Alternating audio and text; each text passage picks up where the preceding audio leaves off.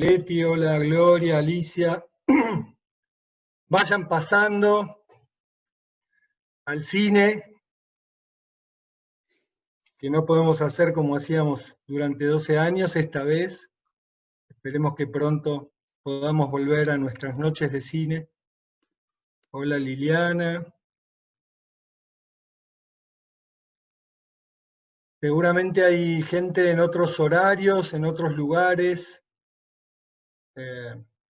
posibilidades que nos da el Zoom, el enclaustramiento vía tecnología.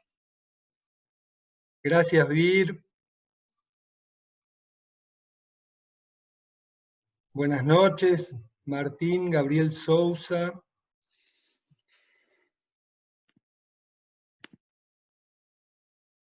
Hola, Vanina, van entrando.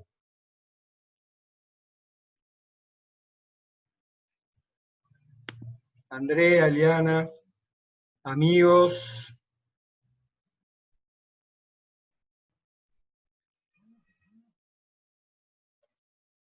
Vamos a dar unos minutitos para que entren todos. Teníamos pensado, como hacíamos en presencia, poner un tema musical de la banda sonora de la película, pero no nos estamos dando mucha maña con la tecnología.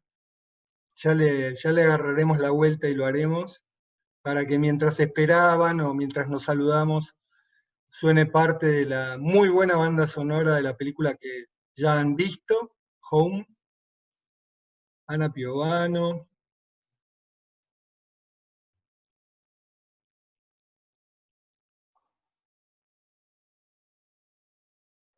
Bueno, Roberto, nuestro querido amigo Roberto Mazuca, bienvenido una vez más, como siempre, nuestro asistente más fiel de todos los años.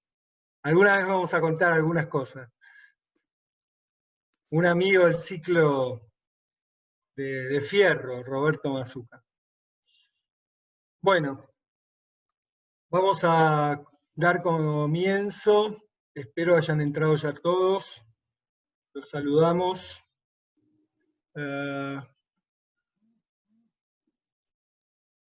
Bueno, hola, buenas tardes o noches a todas y todos. Bienvenidos a la 13ª edición del ciclo de cine aplicado al psicoanálisis. Es como siempre una renovada alegría recomenzar cada vez otra edición de este muy querido ciclo, aunque esta vez sea de este modo, que si bien nos quita mucho, también nos aporta posibilidades nuevas, por ejemplo, que contemos con la asistencia de muchos que por diversas razones, si fuera de modo presencial, no podrían estar. Con mucha alegría les damos a todos la bienvenida, especialmente a aquellos que no han estado nunca en este ciclo. Bien, siempre comienzo abriendo los ciclos diciendo y argumentando de un modo distinto cada vez por qué se trata de una ocasión especial. Creo que esta vez lo especial salta a la pantalla y sin embargo esto ha hecho que contemos con la conexión de una audiencia muy numerosa y de diversas geografías, lo cual festejamos y nos llena de entusiasmo.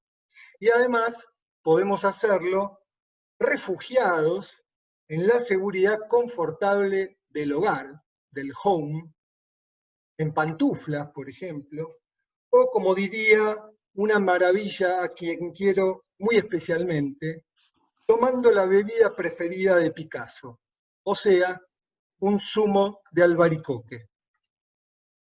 También suelo, al abrir la primera noche o función, hacer una presentación general del tema del ciclo, pero esta vez en este aspecto seré más bien más breve que de costumbre. Ya hicimos bastante difusión, tal vez podamos ir recomendando alguna bibliografía.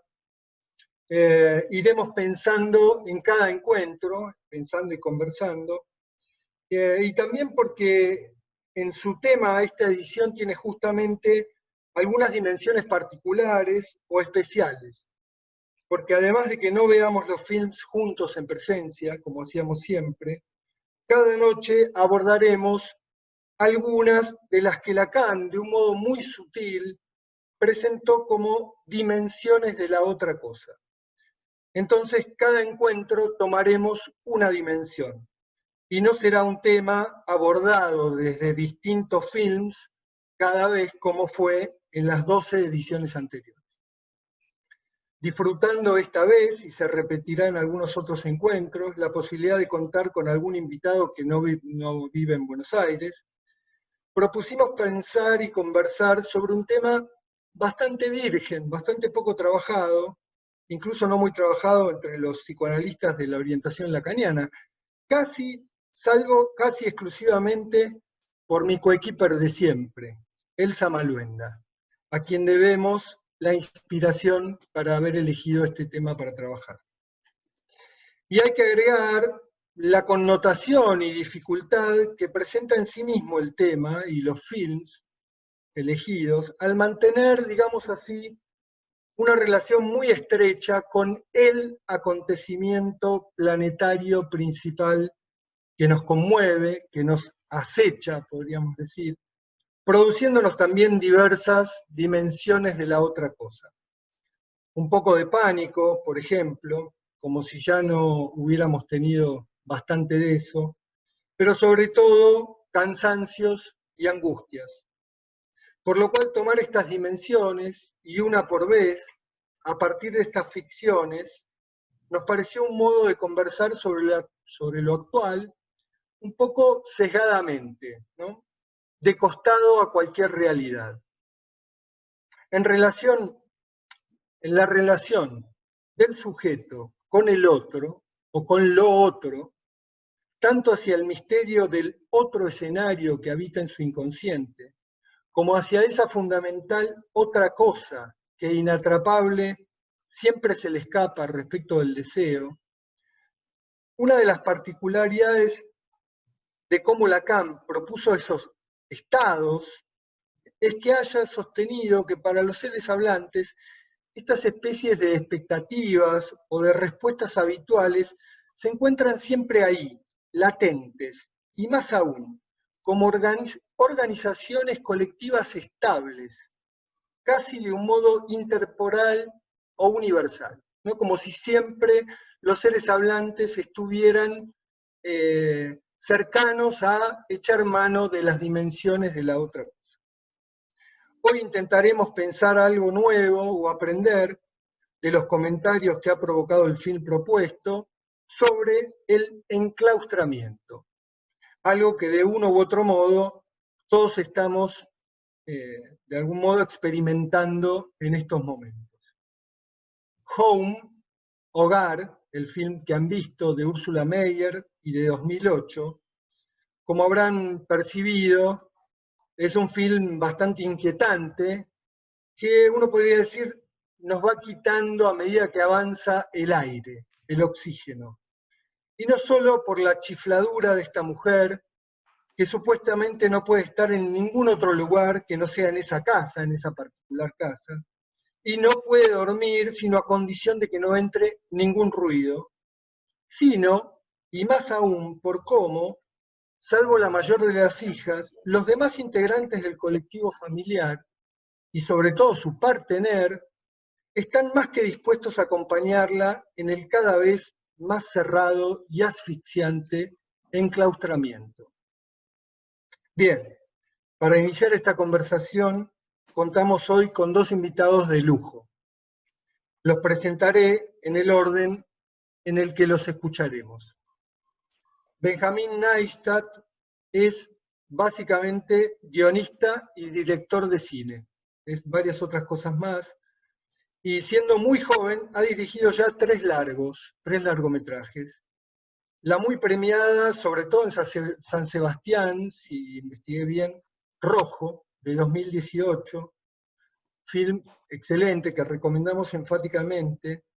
También dirigió en el orden, El Movimiento, del 2015, con muchas connotaciones alegóricas y a la vez, ¿cómo decirlo?, polémicas, contundentes, sobre, de alguna manera, la historia política argentina, y en el 2014, Historia del Miedo, que tiene algunos puntos de contacto con el tema del ciclo, puesto que pone en la pantalla el tema de la seguridad y del miedo al otro peligroso, digamos así, en que puede convertirse, por ejemplo, por decirlo rápido y no spoilearles la película, una empleada doméstica.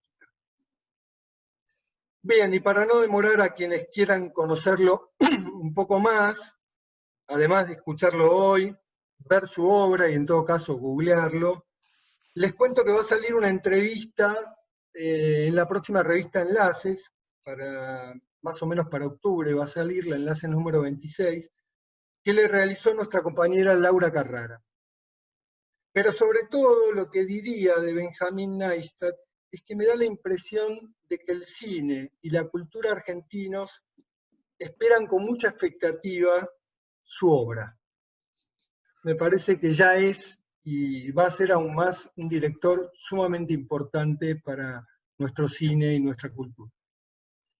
De Oscar Ventura podría decir algo parecido sobre todo lo que aún tenemos por esperar, escuchar, leer, aprender de él. Sí les puedo contar que Oscar es AME, analista miembro de la escuela, en la ELP, Escuela Lacaniana de Psicoanálisis, en España. Él vive en Alicante, pero supongo que la sede es la de Madrid, o no, o Alicante. Bueno. La sede, el discurso analítico no tiene sede. Muy bien, perfecto. En España. Y está concluyendo su periodo como presidente de dicha escuela, de la ELP. También es AME de la Asociación Mundial de Psicoanálisis. Ha concluido el año pasado su tiempo, del 2016 al 2019, para dar testimonios de su fin de análisis como AE, analista de la escuela, tanto de la ELP como de la AMP y de la Escuela UNA. Bien, Oscar hace un montón de cosas, es docente del Instituto del Campo Freudiano en España, del NUCEP, etc. Ha trabajado, escrito, publicado en innumerables lugares, ediciones, espacios, siendo una referencia para los psicoanalistas de la orientación lacaniana. Pero sobre todo, Oski, como lo llaman los amigos, es un colega por el que muchos, por ejemplo, o especialmente en Buenos Aires y la Argentina, lo conozcamos mucho o poco. No me atrevería a resumir las razones de por qué sucede esto. Sentimos por él un afecto muy especial. Bien, luego de sus comentarios, el de Benjamín y el de Oscar, les aclaro el funcionamiento de la conversación. Mientras los van escuchando, a partir de lo que vieron en la película, hay una función, levantar la mano, buscan abajo en la pantalla participantes, se les abre una pantallita, ahí tienen una función levantar la mano. Nuestro amigo Lionel va a ir a estar chequeando quiénes levantan la mano y les vamos a dar la palabra. Si no aparecen nombrados con su nombre, díganlo, si no los nombramos nosotros, por si aparece un teléfono, y les vamos a pedir que cuando intervengan sean lo más concisos y breves, ágiles posibles, porque suele pasar que muchos quieren participar. Bien, cuando terminan de presentar ellos, conversamos. Lo que sí se va a reiterar en cierta dimensión para esta apertura de otros años, es que debo hacer públicos algunos agradecimientos y el anuncio de rigor. El agradecimiento de siempre al team, al equipo, con el que organizamos todos los años este ciclo y con el que tan bien la pasamos preparándolo. Alejandra Antuña, Marcela Brunetti, Laura Carrara, Gabriela Levi Daniel, Mónica Ostrojumov, Lionel Reichhut, Cynthia Reutemann, María Victoria Sánchez desde España y mi coequiper, como ya la nombré, Elsa Malvenda. A los amigos de siempre, o los que solemos llamar nuestros quintos Beatles, Manolo Rodríguez, que se lo ve allí al lado de Elsa, y Roberto Mazuca, y quizá la podemos agregar a Laura Galarza ya, una excelente crítica literaria que suele lograr que nos incluyan en la agenda de Radar, no sé si estará conectada. Gracias, Laura. Al departamento de enlaces, agradecerle por compartirnos su plataforma de Zoom. A Oscar Ventura especialmente por quedarse un viernes hasta tarde para conversar con nosotros. Bueno, y unas especiales gracias a Lionel Ricewood, porque sin tener mucha experiencia en esto, está funcionando como nuestro moderador, por ocuparse de todas nuestras cuestiones técnicas, para los que no nos damos mucha maña en esto. Bien, y anunciarles, ya volveremos a difundir, pero que todos los que mandaron mail van a recibir el link del próximo film y el ID de la próxima conversación, que será el 11 de septiembre, con el genial Roger Cosa. Roger Cosa es un crítico de cine, pero hace un montón de otras cosas.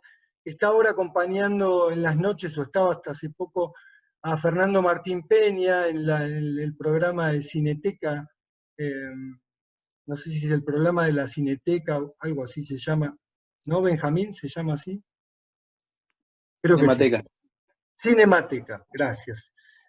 Roger es un amigo, un divino, un genio, vive en Córdoba, otro que no vive en Buenos Aires, y también va a hacer un comentario nuestro colega y amigo Aníbal Lecerre. Será todo esto a partir del film de Pavel Pawlikowski, Ida. Y para conversar, esta vez, la próxima, sobre la dimensión de la plegaria o la oración. Bien, una vez más, bienvenidos, bienvenidas a todos y a todas. Escuchamos los comentarios de nuestros invitados de hoy, Benjamín y Oscar, y luego abrimos a los que se vayan sumando para conversar. Gracias. Bueno, empiezo yo, ¿verdad? Sí.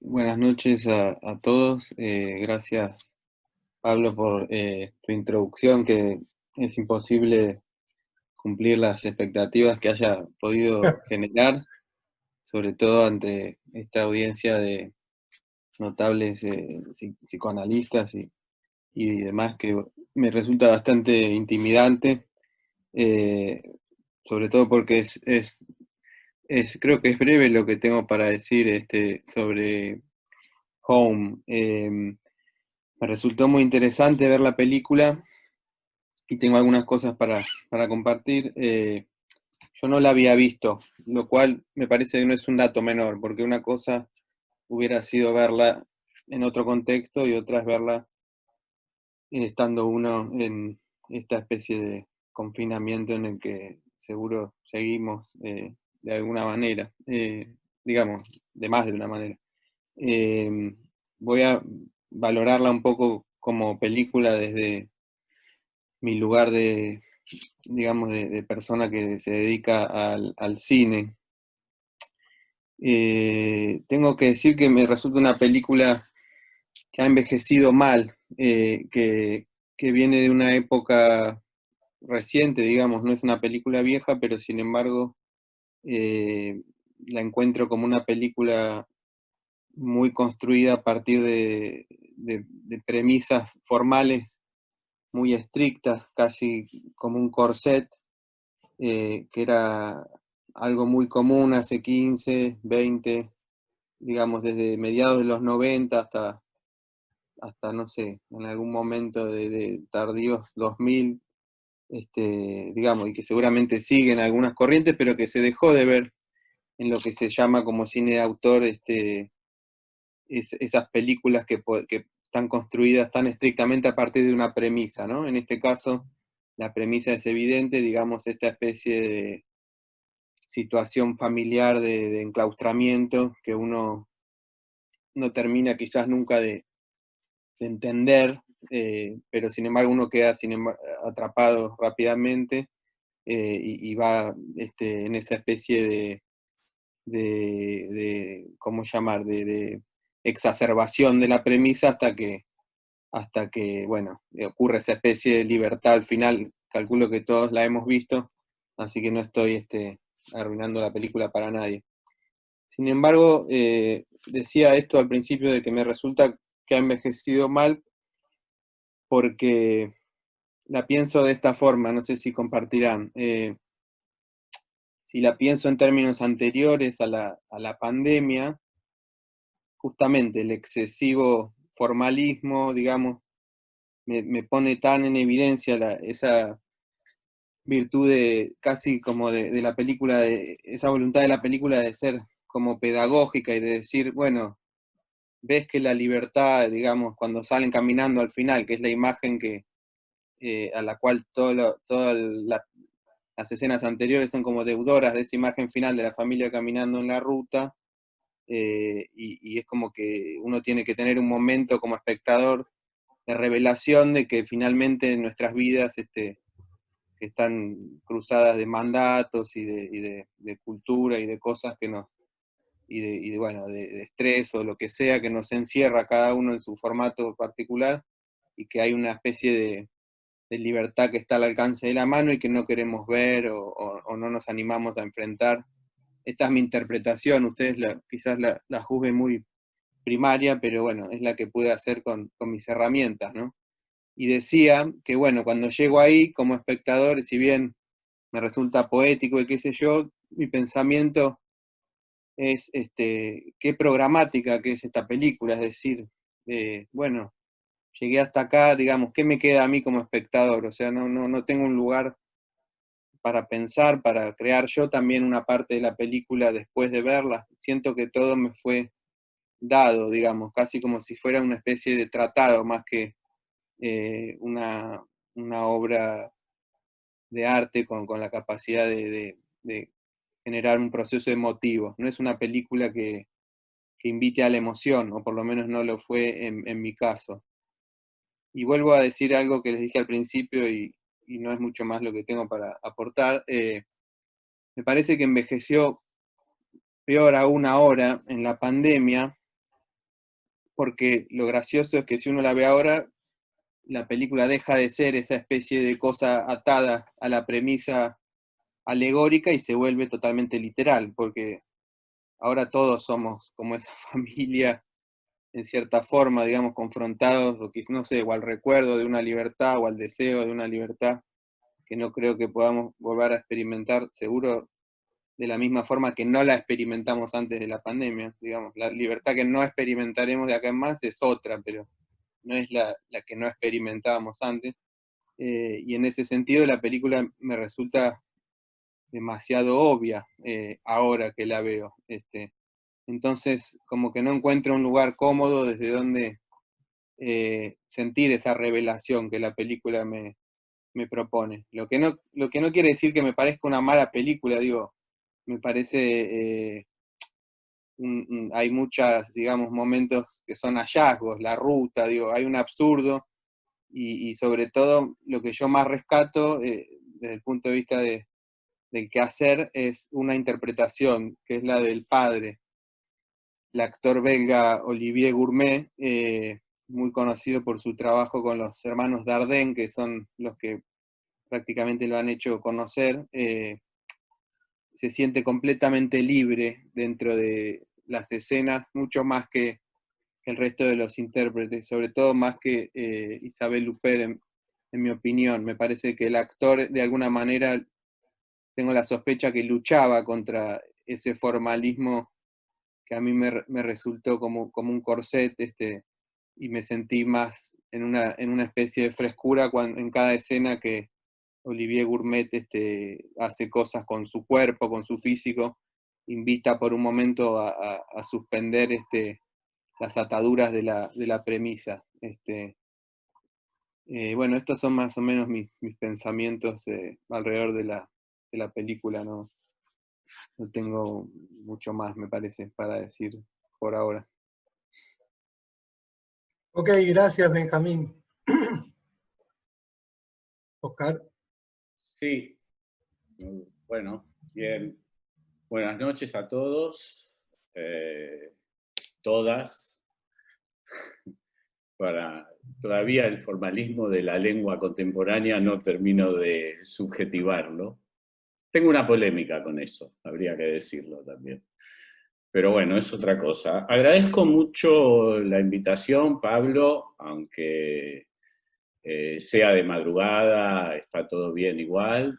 Me hizo acordar, cuando tomé conciencia un poco de la hora en que nos íbamos a encontrar, me hizo acordar a las trasnoches de Buenos Aires, a las que en los cines aún existían las trasnoches. No sé si existen ahora exactamente, pero recuerdo, por ejemplo, de adolescente ir a trasnoches a la 1 de la mañana, digamos. La última función era a la 1 de la mañana, alguna película extraña, excesivamente intelectual, a la que jamás podía alcanzarle su significación en aquel momento. Me hizo acordar un poco a esto. Agradezco la invitación y agradezco también el ambiente de conversación, digamos, porque me parece que es lo que más se presta a un intercambio sobre estas dos disciplinas que son el cine y el psicoanálisis, que son un poco hermanas contemporáneas, porque nacieron al mismo tiempo, ¿no? El cine y el psicoanálisis toman su orientación y su presencia en el mundo y en la cultura, en la civilización, a fin del siglo XIX, principios del XX, ¿no? Van juntas y hay una relación de hermandad y al mismo tiempo de extimidad entre el cine y el psicoanálisis, ¿no? Eso me parece que es algo, y cómo, digamos, el cine ha tomado, y el psicoanálisis, hay un intercambio mutuo entre que el cine y el psicoanálisis han tomado, digamos, la posibilidad de construir una conversación. Esto me parece muy interesante. Y me parece muy interesante el clima de la conversación también. Escuchaba a Benjamín, lo escuchaba desde el lado, lamentablemente no he podido ver la obra de Benjamín, pero tal como lo dijo Pablo, voy a tratar de googlearlo efectivamente y poder ver y poder explorar un poco cómo es su obra. Y me identificaba con él, en principio, en que yo tampoco había visto la película, digamos, no sé si se me pasó, si las carteleras o lo que fuera, o que circula, digamos, por algunos de los circuitos que yo no estoy habituado a transitar en relación del cine, pero no la había visto. Sí, sabía algo de Ursula Meyer, a través de sus documentales, digamos, porque ella se formó en cine en documentales, digamos. Hay algo del orden del documental, Benjamín lo dice de alguna manera, me parece, a nivel de lo que es la narración de la película, tiene ese rasgo también un poco, ¿no? Aunque hay que decir que es la primera película que ella hace, digamos, en largometraje también. Había hecho cortos y documentales, que es una disciplina, si no me equivoco, diferencial a lo que es un largometraje, ¿no? A nivel de cómo pensarla, de cómo estructurarla, de cómo hacerla, al nivel de lo que es probablemente el trabajo sobre el tiempo también. Y me parece una tipa interesante. Yo no soy un experto, digamos, en cine, por eso agradezco lo que Benjamín, la forma en que Benjamín transmite, digamos, el impacto que la película le produjo, ¿no? Hay como una especie de, que en realidad yo no había puesto, aunque lo había intuido de alguna manera, Benjamín me lo hizo consciente ahora de un poco la lógica happy end que existe en el argumento de la película a nivel de lo que es la posibilidad de colonizar, de conquistar una nueva libertad, ¿no? Hay algo de esto, de la metáfora del final de la película, en donde efectivamente, en este caso la madre, que rompe, digamos, con la las supuestas reglas del enclaustramiento es aquella que ejecuta el acto propiamente de abrirse a un destino sin nombre, ¿no? Por lo menos, o con un nombre que no es un nombre cualquiera, sino que es el nombre de respirar, ¿no? Y efectivamente en ese sentido da la enunciación de la película, insisto, no lo había pensado de esta manera, concibe de alguna manera, de alguna forma, la libertad, la existencia de una supuesta libertad, vamos a decir así. Me parece una opinión muy aguda, digamos, porque la atmósfera de la película como tal, tal vez cuando uno conjetura algo, lo que es, para decirlo de otra manera, lo que es la atmósfera de la película, cómo se va desarrollando, y uno va conjeturando las diferentes hipótesis de lo que puede ser un final como tal, de alguna manera sorprende no sé, la sencillez, tal vez la banalidad del final, ¿no? Hay algo de eso que efectivamente vuelve sobre lo que es lo programático. Cuando Benjamín dice lo programático, yo pienso que tiene que ver con algo, con un significante que tiene que ver con el cine realmente, que no termino de captar del todo, pero bueno, tengo una intuición sobre lo que puede ser eso, ¿no? Algo que, un guión ya escrito, por decirlo así. Y de este lado, para él, efectivamente queda como desplazado eso que nos produce en las películas el campo de la sorpresa, el campo del impacto, ¿no? Hay una multitud de impactos en el desarrollo de la trama, ¿no? Pero en el conjunto, digamos, en la diacronía de la película, el final, digamos, hace retrotraer la historia a un argumento en el cual todo puede ir peor, y la salida de ese todo puede ir peor se ejecuta como una salida estándar. Es decir, no hay una salida que muestre algo de la originalidad, digamos. Esto lo estoy pensando a partir de lo que Benjamín me transmitía, ¿no? Hay algo de este orden en donde el impacto como tal, la significación, el sentido último que se le da al conjunto de la película, es algo que se inscribe dentro del campo de lo que no dejan de ser los ideales o lo que no deja de ser, digamos, la ilusión de habitar una supuesta libertad posible a partir de romper con una masa, con un martillo, las paredes de hormigón. Es la gran paradoja, porque cuando uno rompe una pared de hormigón, de alguna manera también lo que hay del otro lado es otra pared de hormigón. Entonces, hay que ir agujereando, digamos, no se trata de romper, sino agujereando los hormigones para ver cuál es la mejor forma de poder respirar.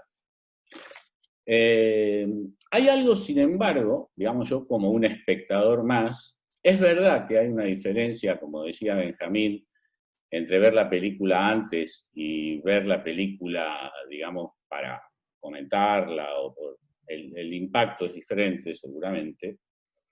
Sin embargo, hay algo que yo no sé, ustedes lo podemos compartir ahora en la conversación, les ha ocurrido, pero a mí la película me llegó. Hay muchos instantes de la película en donde el cuerpo es tocado. Hay algo del orden de la angustia que transmite la película, en diferentes escenas, en diferentes momentos, ¿no?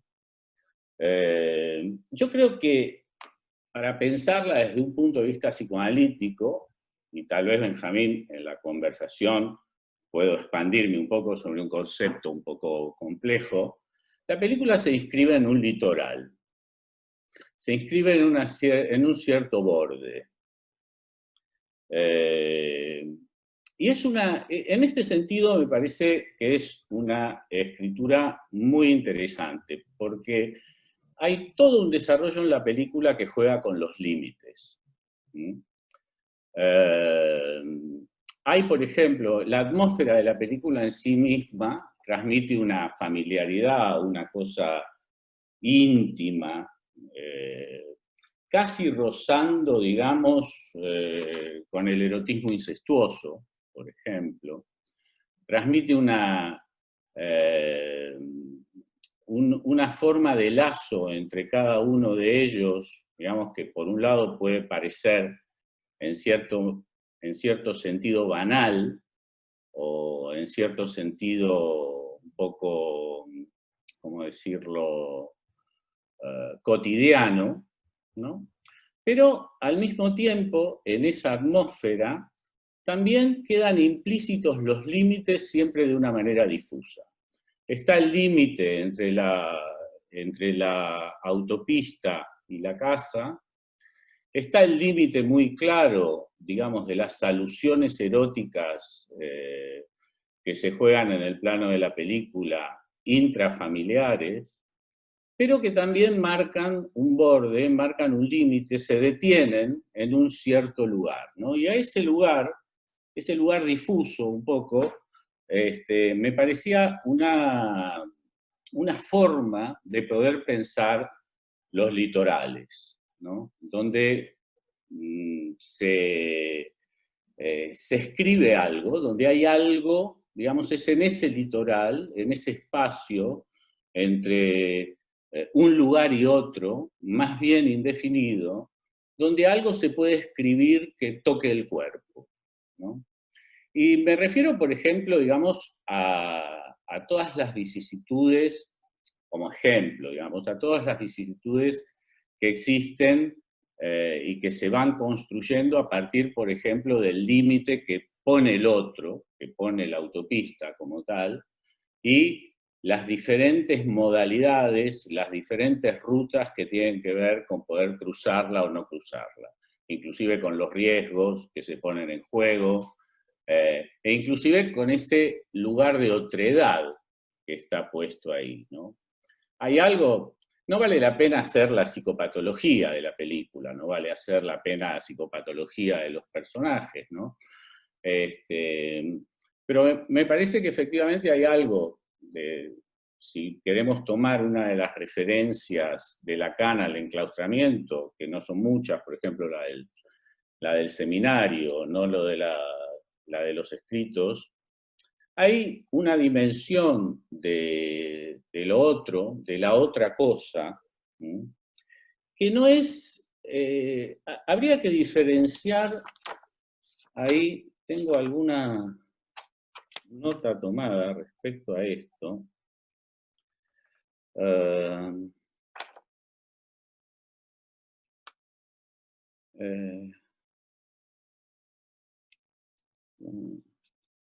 Esperen un segundo.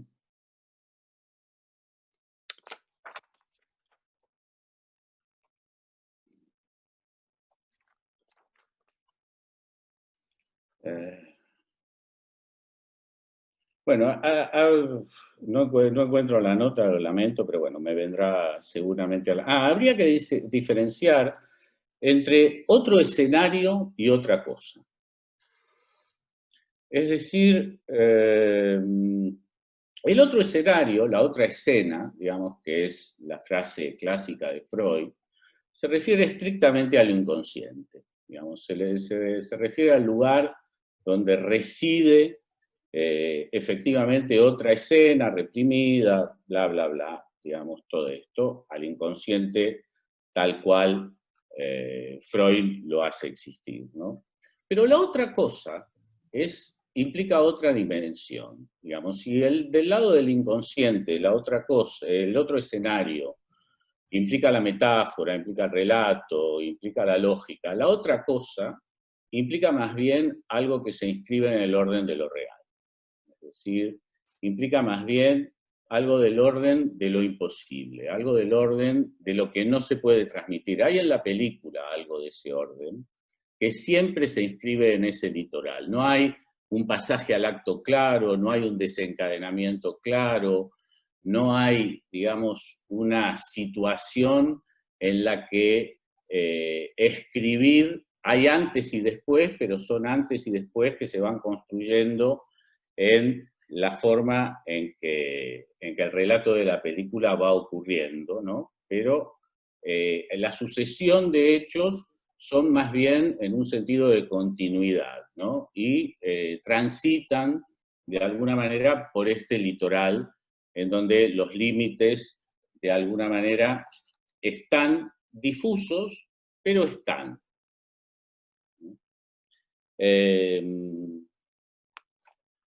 A ver.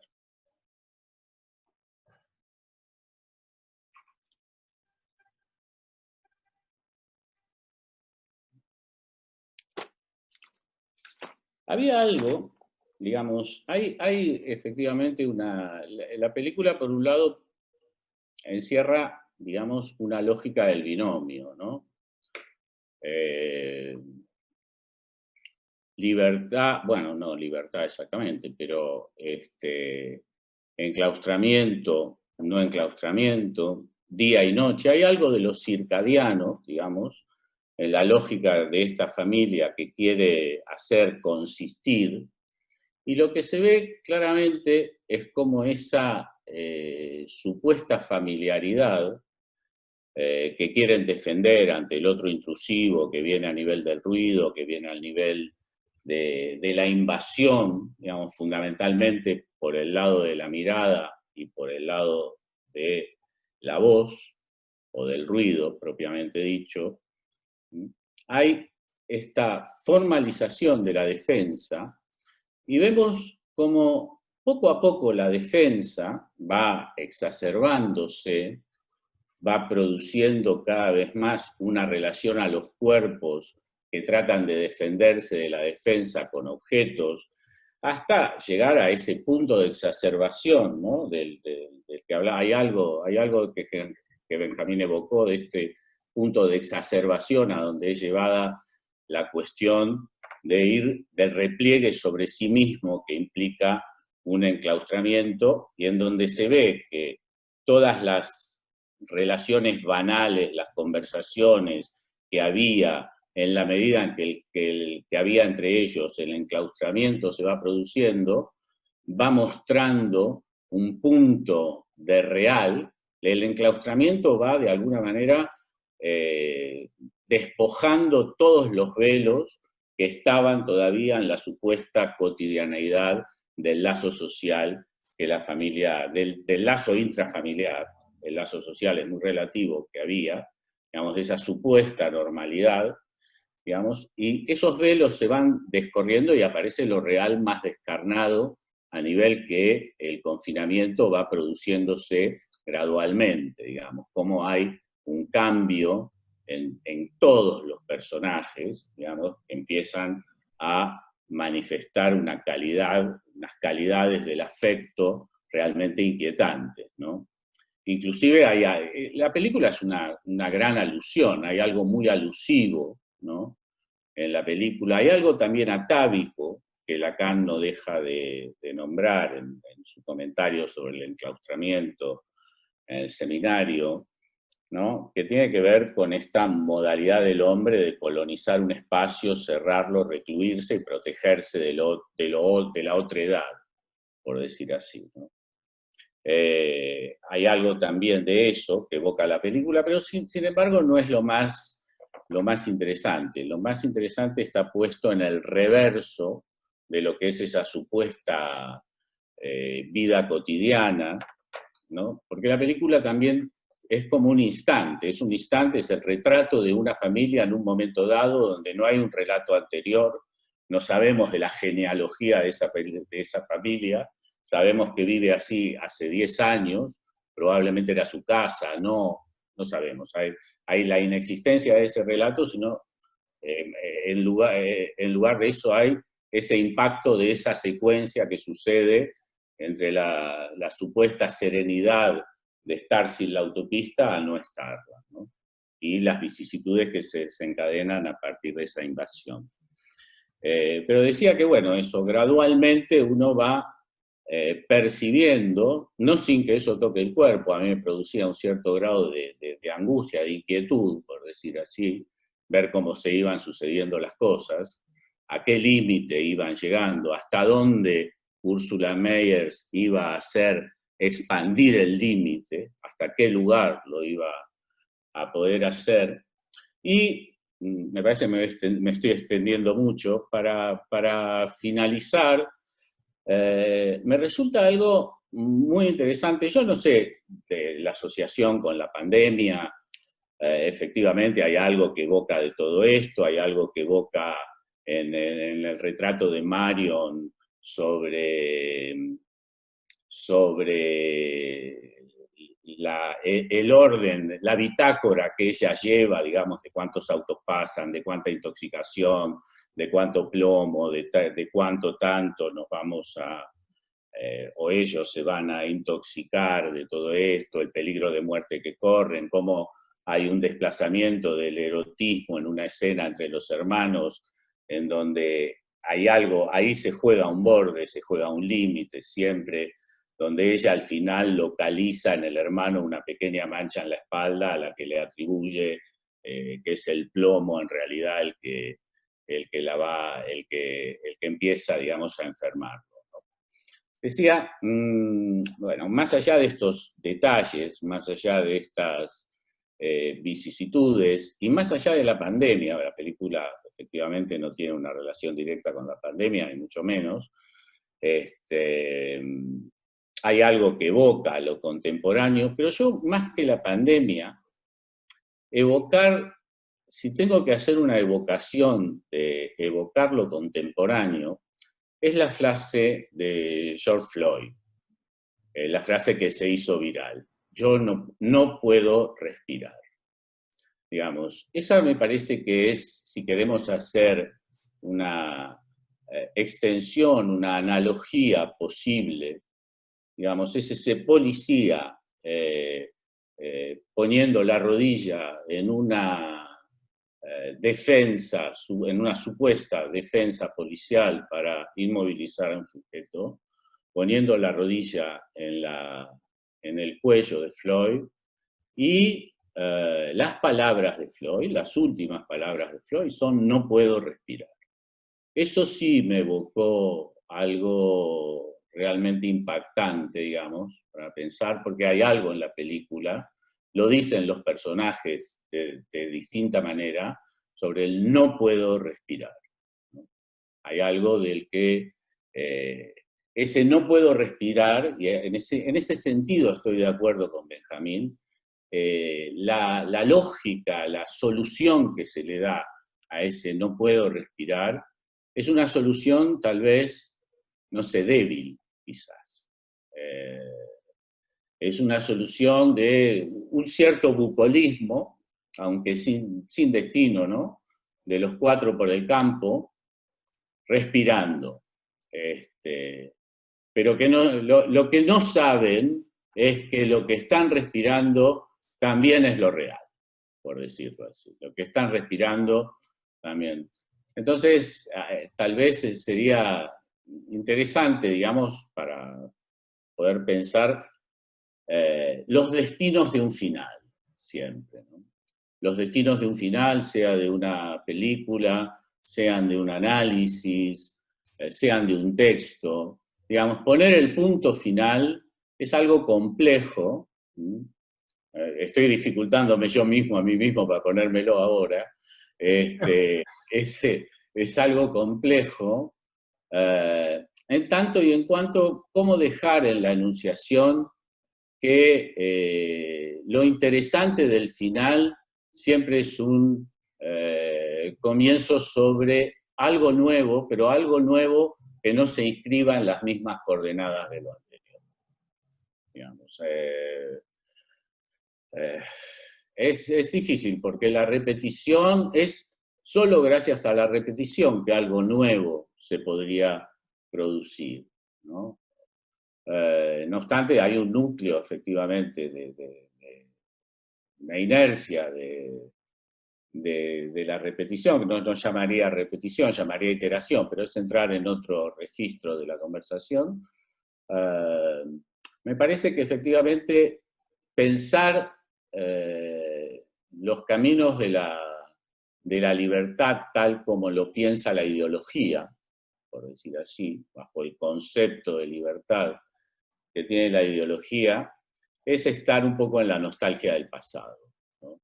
Es decir, sería interesante producir un relevamiento sobre el concepto de libertad a partir del discurso analítico. Bueno, me detengo aquí. No. Muchas gracias, Oscar. Muchas gracias, Benjamín. Tenemos ya alguna mano. Yo, tomando algo de lo que dijeron para comenzar a conversar,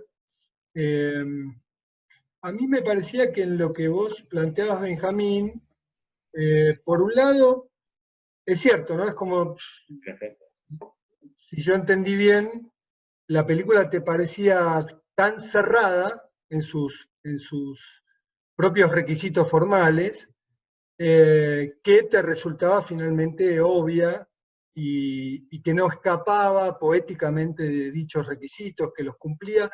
Sin embargo, bueno, por un lado habría una solidaridad entre contar un encierro y contarlo con requisitos encerrados, no rígidos, que no tengan salida. Quizás pueda verse como un cierto logro del film, pero ¿me escuchan? ¿Se escucha? Sino, por otro lado, que el final parece tan bucólico, tan happy end, hay una libertad afuera que vamos a conseguir rompiendo el encierro, que a mí me pareció que era hasta casi como burlesco, ¿no? Como una ironía, como una especie de burla, como un final tan increíble, porque uno tiene la sensación, como decía Oscar, que la asfixia crece, el encierro crece, hasta dónde va a llevar los límites la directora, está asustado, hasta que, bueno, eso es como una especie de alivio, de liberación para los espectadores.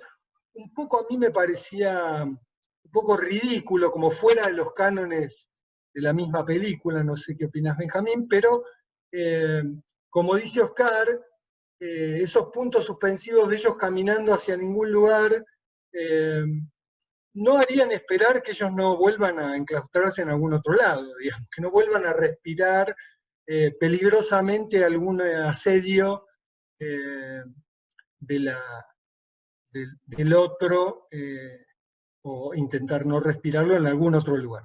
Bueno, algo de eso, de lo que dijeron, tenemos varias manos levantadas, podemos tomar, además del detalle que tomaba yo, tengo algunas otras cosas para preguntarles, 2, 3 o 4 intervenciones lo más breve que puedan, y volvemos a Benjamín y a Oscar, ¿les parece? ¿Arranco con Elsa? Dale. Hola, bueno, unas asociaciones cinéfilas para empezar. Yo la había visto la película, ¿no? Ambos hablaron de que no la habían visto antes. Yo la había visto y sin embargo no recordaba nada, ¿no? Y a medida que avanzaba la película, yo sabía que hace unos años la había visto y era imposible recordar cómo seguía. Y bueno, me parece que hay algo ahí del efecto que me produjo también ahora la película, que algo parecido me habrá producido en otro tiempo, que la borré por completo. Y la primera asociación cinéfila fue con la primera película del ciclo del año pasado, que fue Queridas Familias, con el niño, ¿no? El niño... la película era La Ciénaga. Sí, a eso iba.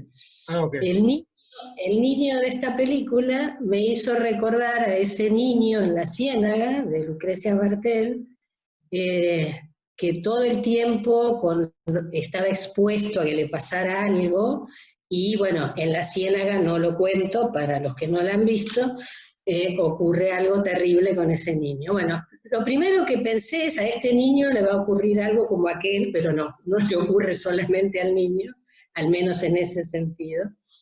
Y la otra cuestión es una asociación del final.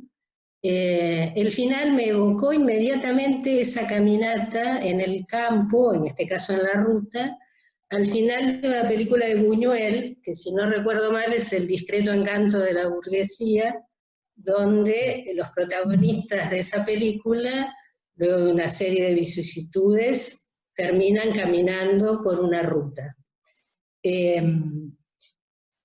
Bueno, eso en cuanto al tema asociativo. Y en cuanto al tema de la dimensión del enclaustramiento, lo que me parece que deja muy en evidencia la película es que, como lo decía bien Oscar en otros términos, lo real, ¿no? ¿Qué es eso, ¿no? De lo que no podemos escapar por más que nos encerremos, porque el ruido, yo pensaba mientras veía la película, ese ruido de la autopista en un momento cesa, porque han logrado hacer un aislamiento con todos esos materiales de la construcción, donde el ruido prácticamente no llega, y sin embargo el ruido continúa, porque el ruido no viene de afuera, sino que el ruido es lo más íntimo, ¿no? Lo que solemos llamar la extimidad, lo más íntimo que a veces pensamos que viene de afuera, pero es lo más íntimo de cada uno de nosotros. Eso, hasta ahí. Bueno, seguimos con el colega de Santiago. Si querés presentarte, a ver si te puedo iniciar. Ahí estás. Buenas, sí, perdón, he entrado con la cuenta, sí. ¿Cómo es tu nombre? Maximiliano. Buenas, a mí me habían dejado, yo tampoco la había visto para empezar, la película la he visto ahora, pensando algunas cosas, Oscar y Benjamín, porque yo también la he sentido así muy empaquetada, y de algún modo pensaba respecto a lo último que había dicho Oscar, de la cuestión esta de Floyd, y me hacía pensar en el afecto, cómo se transmite, no sé si es la palabra, el afecto en la película donde los personajes de repente aparecen como muy poco historizados y de algún modo uno ya va viendo por ciertos recursos, hasta cinematográficos, que vamos a tener un happy end, digamos. Y bueno, pensaba en el impacto de esto que decía él, que se transmite por él lo mismo, o sea, la enunciación es la misma en ambos casos, y que con las palabras de Freud pasaría un poco lo que sería como el arte de performance, digamos. El afecto está cargado por toda la situación cultural en el mundo, digamos. Y es este acto lo que deja la huella ahí y que todos la recordemos. En la película yo siento que si bien la tensión va aumentando, falta un punto de quiebre o un plot twist que nos haga salir de esto, porque eso o se lleva al extremo o hay una salida fácil. El cine con estas formas, digamos, que tal vez sea por el tiempo, como decía Benjamín, ya medio que vamos adivinando qué va a pasar cuando nos tiran ciertos recursos. Entonces, bueno, pensar esto, volviendo a la cuestión, perdón que divago, son los nervios, bueno, ¿qué se podía ubicar del lado del afecto de estos personajes que los haga llegar a este punto final, digamos, que los motive, de algún modo? Okay. ¿Cuál es la invención en base de esta angustia, digamos, frente a lo real? Para ponerlo. Es una Gracias, pregunta. Maximiliano. Gracias. ¿Lío? ¿Uno más?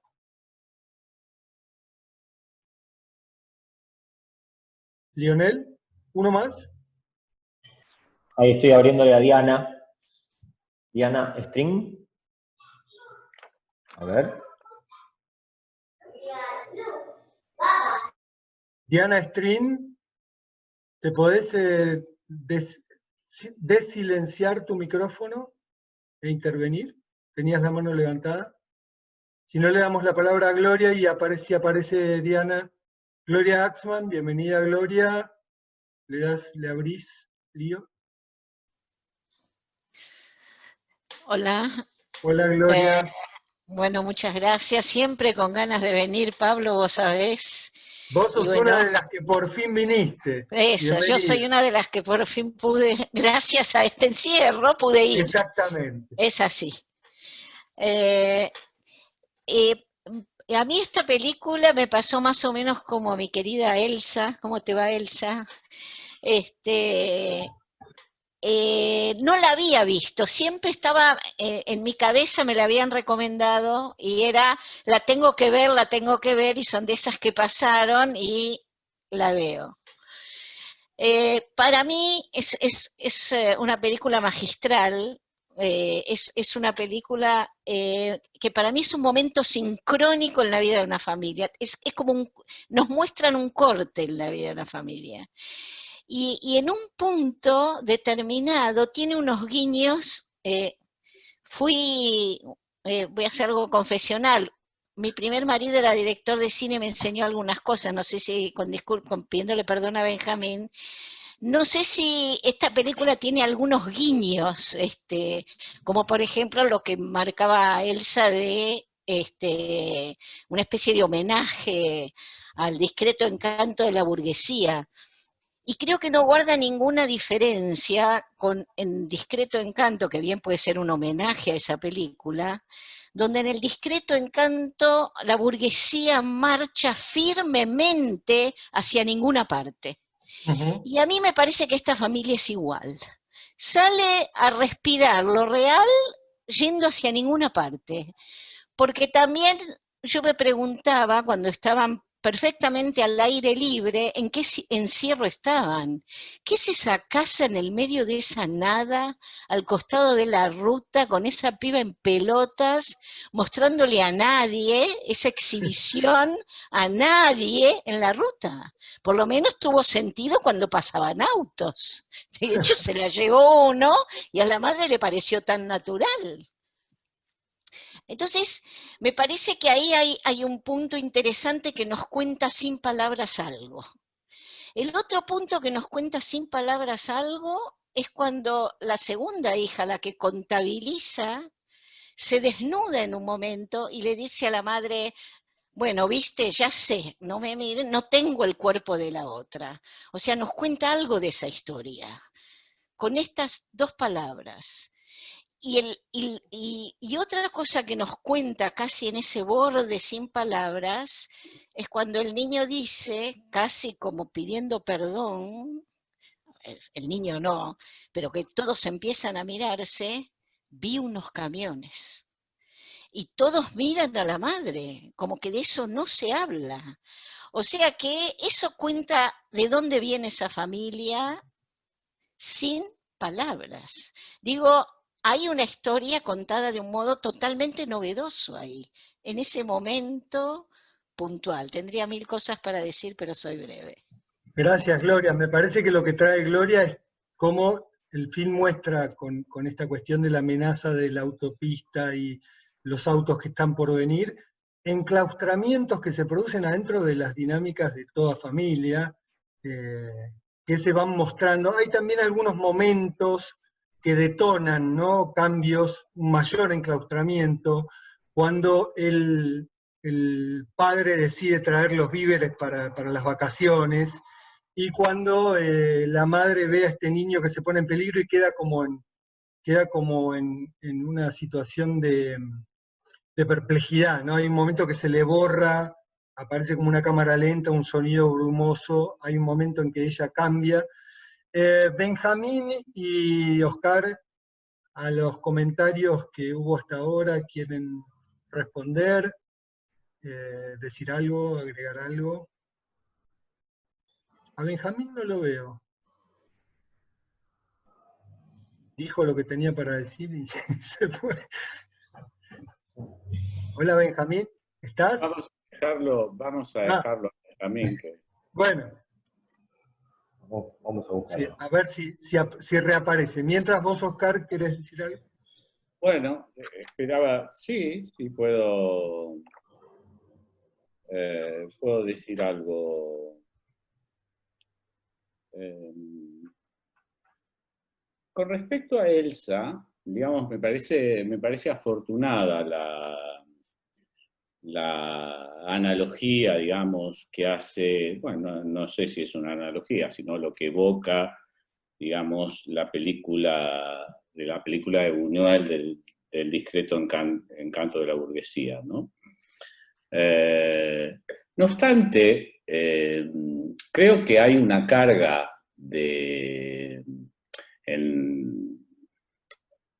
en la película de Buñuel, digamos, hay una carga en donde hay una representación firme, por decir así, de lo que es el orden burgués, ¿no?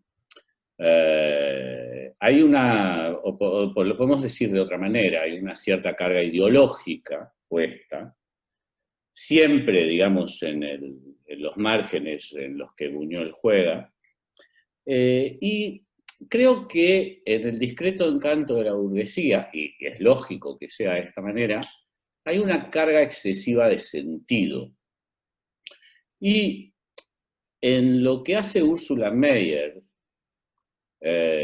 con esta película, es de alguna manera nos representa o nos hace evocar, produce un eco sobre la ausencia de sentido.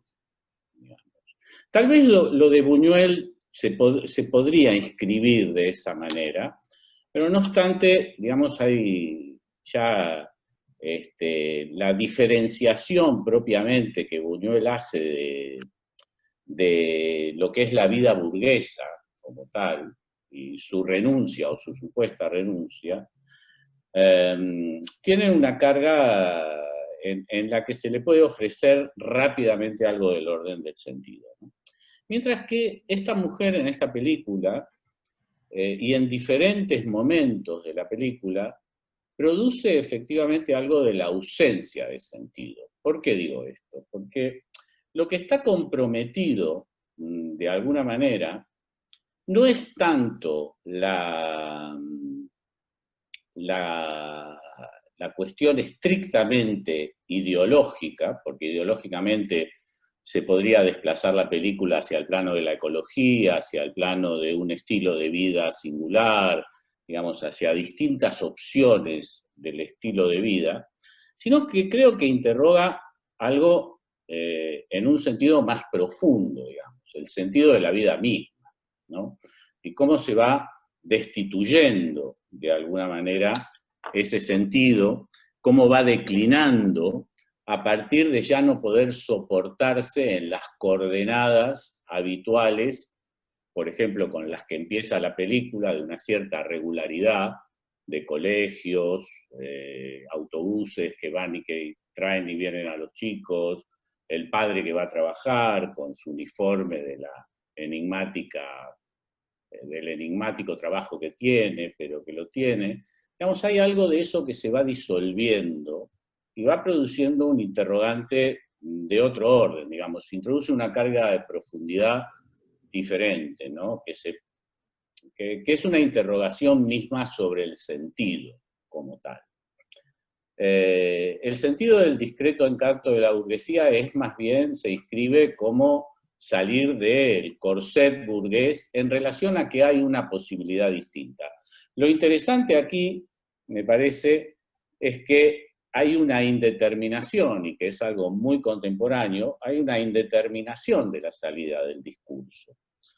Es decir, la salida del discurso como tal, por eso hacía un poco la alegoría a las paredes de hormigón que se pueden ir produciendo después, una imagen un poco que se me viene, un poco un Heinrich de distintas paredes de hormigón que uno tendría que ir agujereando, ¿no?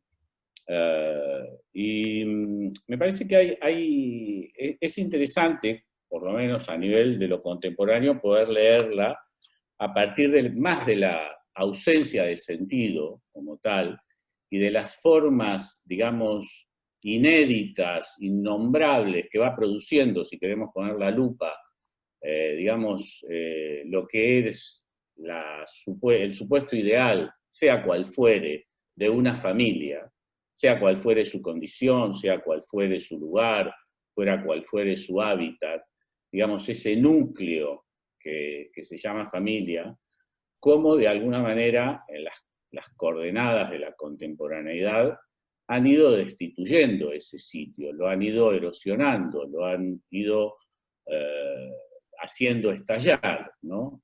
Y lo que no hay es la alternativa a eso, ¿no? Es un poco ubicarnos en la escena de Lacan de Upir, es decir, es el padre que no funciona en la familia para nada, en última instancia, digamos, cuando él quiere imponer la ley, la quiere imponer por el lado de la violencia como tal, en última instancia, hay una resistencia muy clara a la autoridad del padre como tal, hasta que el padre desiste en esta escena del baño, donde golpeando la puerta encuentra a los tres, ¿qué más? Y decide justamente, se arrepiente sobre su propia posición, es un padre inconsistente que no puede sostener, digamos, algo del orden de la autoridad real, digamos. Un padre de otra época agarra a los cuatro, los pone arriba del coche y se los lleva, se acabó, digamos, no es eso. Ese es más bien en el territorio de esta indeterminación, donde me parece interesante poder decir algo, ¿no? de lo que esto evoca. Quería decir algo. Bueno, Gloria decía algo a nivel del discreto encanto de la burguesía también, y solamente quería hacer un comentario sobre algo para pensar, para poder debatir, que Judith, digamos que es el personaje, no sabemos la genealogía de Judith, pero Judith es el personaje el más rechazado por la madre, vamos a decir así, el más identificado de la madre también, con su indiferencia y con su autoinmunidad. Hay un momento en la película donde se refiere a sí misma, hablando con la hermana, con Marion, se refiere a sí misma sobre la capacidad de resistencia que ella tiene, ¿no? Es la única que puede irse, por decir así. Pero creo que hay un reverso de eso, en el comentario que hacía Gloria, digamos, en relación a que ella ese cuerpo no lo mostraba a nadie. Sí, lo mostraba a su propia familia, lo mostraba en la intimidad de un goce íntimo, en el lugar, perdón, de un goce íntimo, en el espacio de un goce íntimo, no cargado de erotismo, sin embargo, cargado de erotismo también, y no de este sutil erotismo incestuoso que aparece en la película, y ella se da a ver en esa situación, digamos, también. Y el reverso de eso, lo interesante de Marion es que es la que puede, de alguna manera, irse. No sabemos a dónde ni con quién, hay algo del orden de lo enigmático ahí, pero se va, digamos. Es una especie de salvación, es una especie de posibilidad de suplencia que ella encuentra, digamos, en una alteridad que la pueda atar de otra manera al lazo, puede ser. Pero bueno, está lo enigmático ahí de un personaje complejo como es el de ella, pero lo que me interesaba era pensar ese hacerse ver. No solo es el hacerse ver por el otro de la autopista, sino que el reverso de eso es hacerse ver y lo insoportable de hacerse ver en la propia escena familiar, como tal. Y se redobla en lo que se nos da a ver. Oscar, te interrumpo porque a ver si quería decir algo Benjamín, y porque tenemos varios pedidos de intervención. ¿Benjamín no está? Sí, está. Estoy acá, no sé si estoy. Sí. Pero creo que estoy. No, en relación a los interesantes comentarios, y para complementar lo que traté de decir antes, veo que, digamos, se habla de inconformismo, bueno, se habla de la alegoría, entonces se está hablando de algo que tiene relación con lo político o con una especie de intencionalidad política de la película, ¿no? Me refiero a su crítica o lo que suponemos que es una especie de crítica de modos de vida o culturales. Y en este sentido, quería contextualizar un poquito que es llamativo que hay una serie de... Es una película suiza, ¿verdad? Me parece no hay que perder de vista esto, no es una película francesa, es una película suiza. Y digo esto Francia, porque Suiza, Bélgica, creo que Es una está. es coproducción. una Sí, coproducción, pero digamos, la identidad de la película es eminentemente suiza, me parece. Si la ponemos en relación con, por ejemplo, con Haneke, con Ulrich Seidel, son dos cineastas austríacos, sí. con algunos cineastas escandinavos, empieza a haber una especie de patrón de el cine, digamos, de estos países pequeños que tienen un altísimo nivel de vida, digamos, o un bajo nivel de problemas, como como los dimensionamos nosotros acá, digamos, para hacer algún punto de comparación, hay una tendencia a la alegoría, ¿no? Hay, por ejemplo, una película que es muy hermana de esta, que se llama El Séptimo Continente, Sí, de de Haneke. Haneke, de los Sí. años, de fines de los años 80, o Funny Games, también de Haneke, Haneke lo lleva o, hasta el final, ¿no? No, o no, la no nos da ninguna película, buena solución. sí, o la película que se llama Dog Days, de Ulrich Seidel, que es como otro cineasta austríaco, digamos, que tienen una especie de misma genealogía formal y temática, estos cineastas, y hay como una especie de patrón que es como que ellos quieren salir a criticar la normalidad y revelar me parece que lo piensan mucho en función del público de esos mismos países, más allá de que las películas después circulan, obviamente, de una especie de despertar, ¿no? Proponer un despertar, vean lo decadente que somos y no nos damos cuenta. Esa parece ser la foto final de la familia caminando y demás. A mí, sin embargo, me resulta que por los motivos que les dije cuando intervine antes y ya termino, insisto con esto, la película y este conjunto de películas que a mí me gustan y me gustaba mucho antes cuando empecé a meterme más profundamente en la cinefilia, digamos, en la adolescencia, pero hoy pienso que son, en definitiva, son películas conservadoras, porque reproducen en su forma de presentarse la misma opresión y la misma normalidad que se proponen denunciar, y propongo, para establecer, digamos, más claridad de lo que estoy tratando de decir, una comparación con el cine de Cassavetes, que no sé si lo conocen, John Cassavetes, Ujú. que también hace una especie de huis clos, como dicen los franceses en la película Mujer bajo influencia, una película que seguramente conocen, que La también es una chiflada es la familia. maravillosa Gina Rowlands.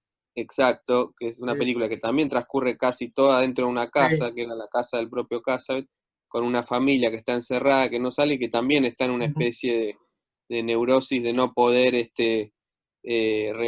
salir hacia las emociones o hacia esta idea de la libertad, que en esta película es una cosa tan palpable en esa escena final.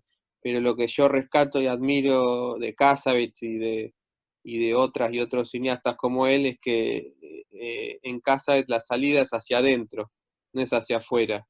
La película Mujer bajo influencia termina con la familia ordenando la casa y descubriendo una especie de realidad afectiva en la cual son libres sin tener que ir a ningún lado. Y me parece más genuino esto y me parece infinitamente más liberador que esta especie de cosa que me termina resultando, digo, para ponerme un poco más picante, una estafa, que es esta foto de de la libertad caminando en la autopista, porque yo creo, a diferencia de lo que comentó, ya no recuerdo quién, que no es que dice que no es que la familia va a terminar encerrándose en otro lado. Lo que yo interpreto, digamos, en base a todas las hipótesis narrativas, es que, bueno, esa tiran la pared y encuentran la libertad. Y a mí eso me parece una estafa. Creo que la libertad ya la tenemos dentro, digamos, y en ese sentido Cassavet es elocuente. Bueno, ahí sí ya cierro mi alocución. Pero quédate, Benjamín. Alejandra Antuña, ¿quién más se dio?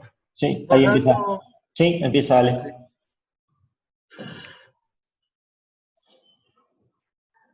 Se silenció. Desmuteate, Ale. Ahí va. Ahora sí. Noches. Bueno, un poco en contraposición a lo que decía Benjamín, voy a ir, me hizo pensar Oscar cuando hablaba de la cuestión de la repetición. Yo me preguntaba si ese final, e incluso el título mismo de la película, no es un irónico, si no juega, digamos, como, no nos hace una jugarreta. Porque hay algo, me parece, durante toda la película, que por ahí también lo traía Gloria, es que uno se pregunta todo el tiempo, ¿qué hace esa familia viviendo en ese lugar? ¿No? Y da la impresión de que vienen de otro lugar, que por supuesto, y es interesante que no se diga de qué se trata, da la impresión que vienen de otro lugar huyendo de otra misma cosa, si lo pudiera decir así, digamos, ¿no? Y, digamos, cuando finalmente transcurre toda la película, bueno, todo ese clima espantoso, ese aire de libertad, da la impresión de que, bueno, sí, que se van a ir a encerrar para refugiarse digamos, de la otra cosa y se van a topar, digamos, con lo mismo, ¿no? Y me parece que un poco, pensándolo así la película, me parece que lo que la película dice todo el tiempo es no hay home posible, ¿no? Bueno, nada, eso. Dale, Lío. Tenía antes a Silvia, después bajaste la mano, a ver si querés contarnos. Sí. ¿Qué Silvia?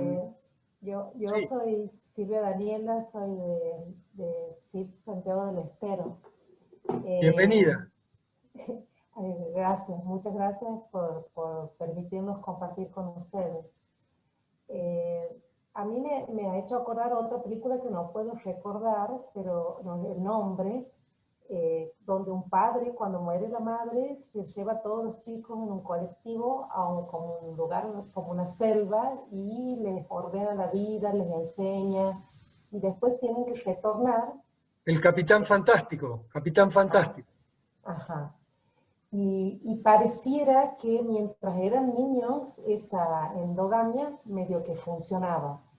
Cuando ellos vuelven a la vida real, digamos, y ya eran algunos más adolescentes, ahí empieza a no funcionar tanto.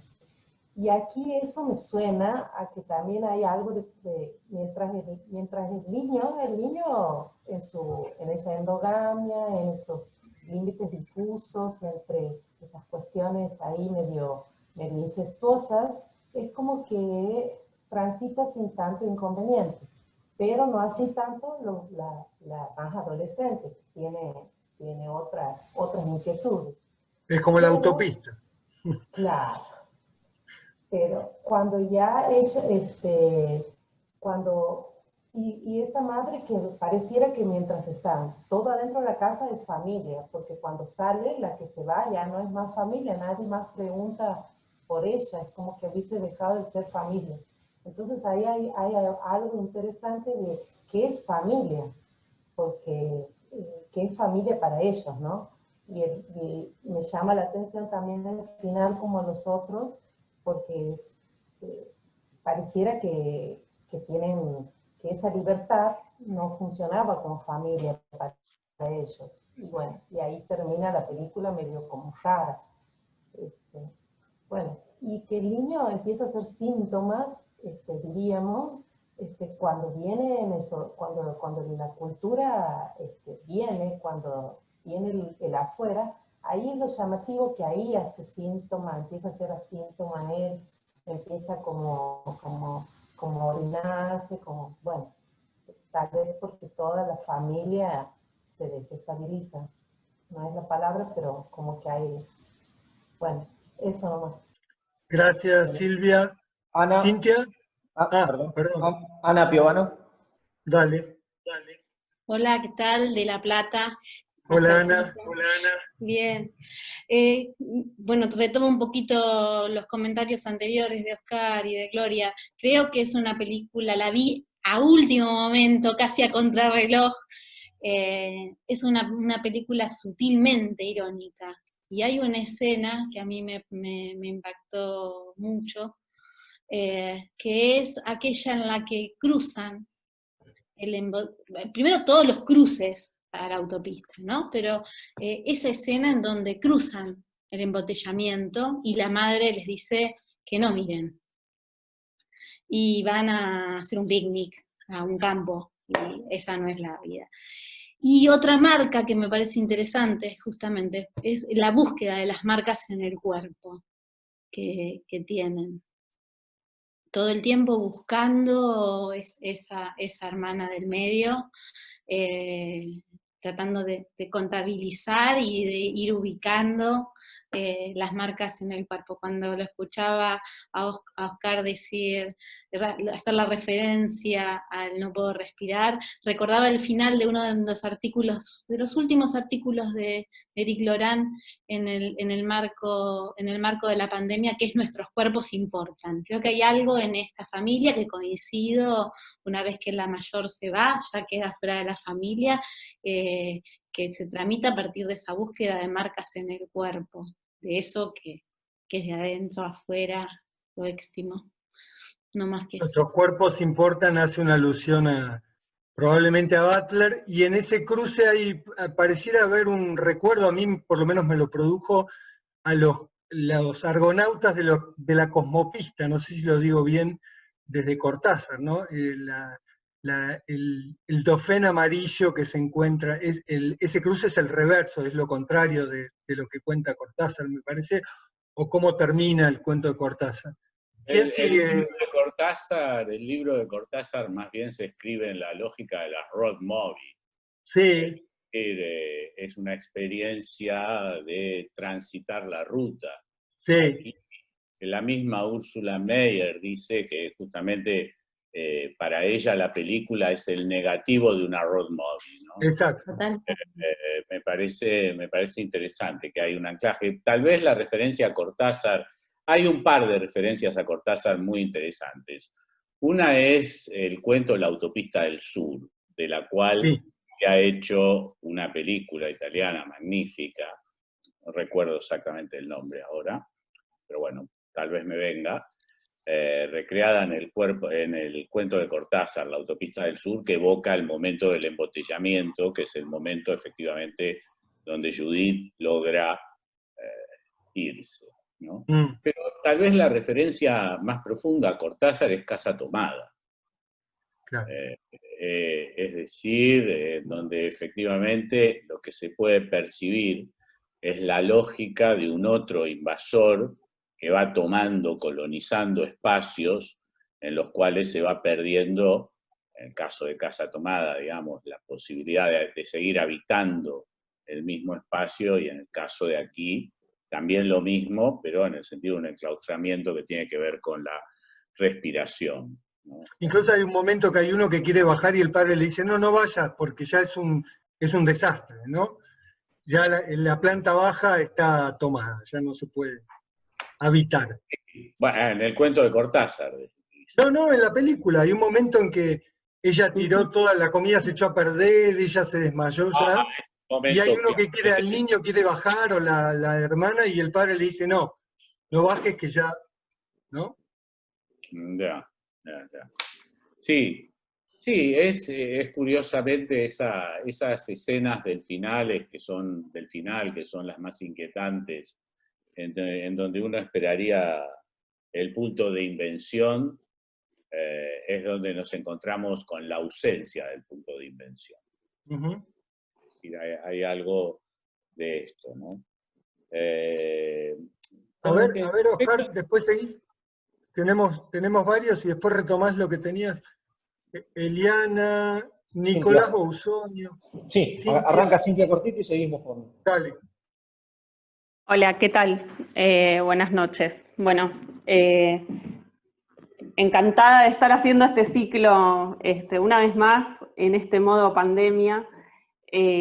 Bueno, quiero ser breve porque hay muchos para hablar y sí, es una película que muchas de las cosas que se dijeron yo pensaba, ¿no?, en ese modo casi al ridículo, exacerbado. Digo, me parece que esto que decía Gloria de lo ridículo de que hace esa familia ahí, ¿no? Pero también me parece que está muy exacerbado lo ridículo de que es el afuera el que molesta a la familia, ¿no? Es la autopista, son los autos, todo lo que viene de afuera interrumpe algo que no sabemos qué es, o que podríamos ponerle el nombre del endogámico. Pienso que esta película lo hubiera pensado en esa línea, sin el contexto pandemia, y si hay algo que me resonó de esta película, tiene que ver, lo que me corre de pensarla en los años 90 o en esa película que veníamos pensando, que hay algo de eso, pero tiene algo de actualidad, y es que esa exacerbación de que lo que molesta está afuera, tiene un límite, y ese límite, me parece, es el borde de la tragedia, que es lo que no nos muestra la directora, ¿no? El límite es el último ladrillo, ¿no? La tragedia, ¿no? Que de hecho se pone el último ladrillo. Por supuesto, luego aparece el personaje, bueno, volteando eso, ¿no? La asfixia, el límite, ¿no? De lo que puede hacer daño del afuera, ¿no? Y yo pensaba también que la asfixia también toca un real actual, por eso me parece que es actual también para nosotros, o resuena algo a nosotros de lo que sucede, ¿no? Del refugiarnos del afuera, en el enclaustramiento, pero ¿qué enclaustramiento es? ¿Es el de adentro, es el de afuera? Bueno, más que nada decir esto, más allá de ese home sweet home, que sabemos que no hay, sí me parece que toca un real, y que no... Y a mí me evocaba una cuestión más, no sé si alguno ha visto, supongo que sí, cuando hicimos este ciclo pensamos en la dimensión desconocida, en esa serie, esos capítulos que se presentaban en los años 90, creo, y un poco más atrás también. Más atrás. Y a mí me recordaba un capítulo que hay una persona que estaba intentando escapar, creo que escapaban, no sé si de la cárcel. La cuestión es que elige como modo de escapar hacia la libertad refugiarse en un ataúd.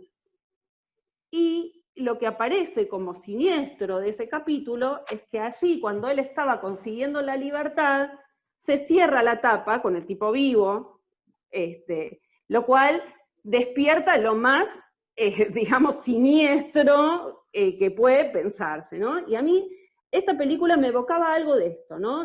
No del todo, porque la directora, por suerte, nos libera de la angustia ahí cuando la mujer tira abajo toda la pared. Pero hay algo de esto, para mí, ¿no? Bueno, dejo que otros intervengan. Un beso. Gracias, Cintia. Sigo el Nicolás orden. Bousonio, ¿está por ahí, Nico? Sí, pero espera. Bienvenido. Primero estaba Lili Ábola, Ah, que está bien pronunciado, y después viene Eliana, y después viene Nicolás. dale. Lo más breve que puedan. Liliana, estás desmuteada, ¿te podés abrir tu micrófono?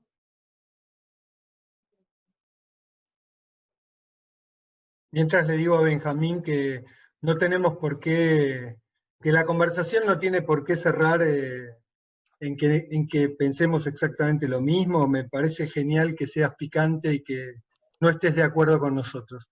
Ahora A sí. ver. Bueno, Ah, ok.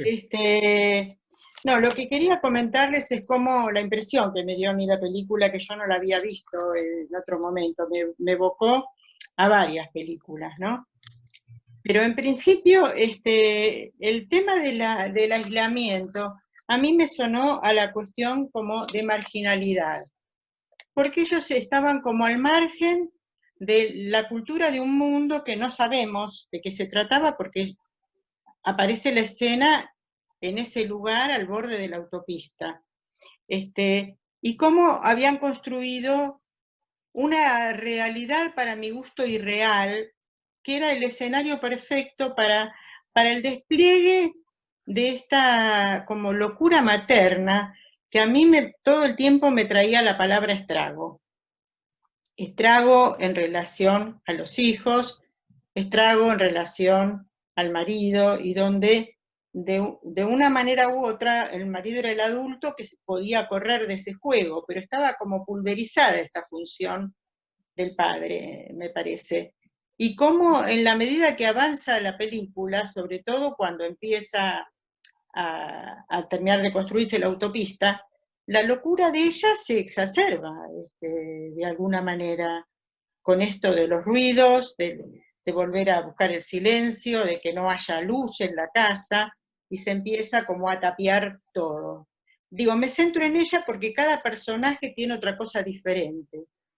Y el final de la película, después que se rompe, que ella rompe el hormigón y sale, a mí me hizo acordar mucho en este camino a no se sabe dónde, a París, Texas, que eso sí es una road movie, y es mucho más anterior, es del 84, cuando él va caminando a buscar el origen de su vida, con esa cosa de angustia, ¿no? Es como que yo lo que sentí es que la película me empezó a angustiar, desde el principio hasta el final. No hubo guiños para que hubiese un alivio, excepto algunas escenas con el niño que parecían cómicas, ¿no? Pero... No sé si la búsqueda coincide con París, Texas. Demos a ver la palabra. Nicolás, ¿estás por ahí? Bienvenido. A ver, Lío, si se puede desmutear. ¿Lo ves a Nicolás? Nicolás Bousonio. Si no, Eliana Amor, mientras.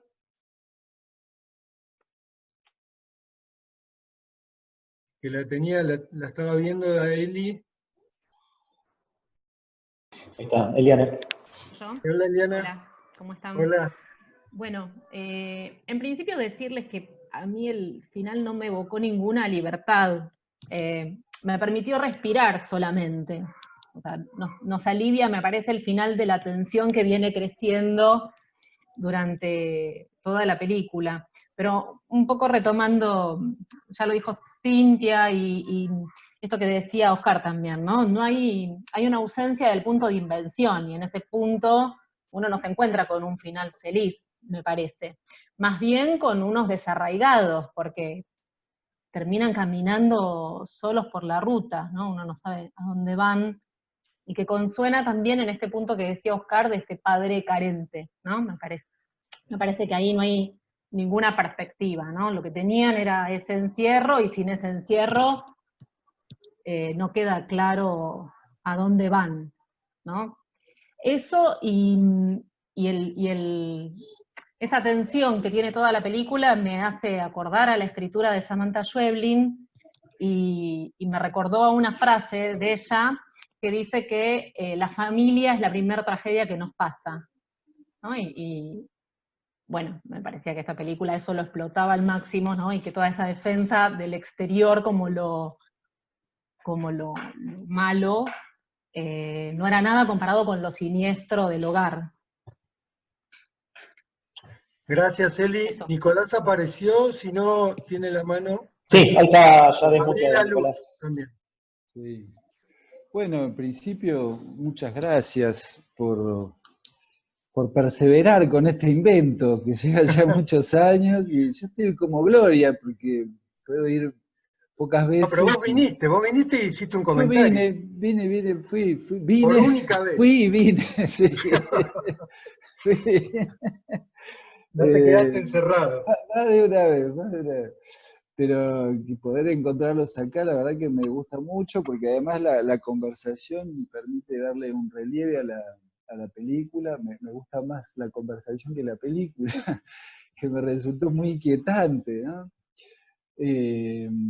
Y a mí, la verdad que todas las palabras, todo lo que se dijo en un punto es verdad.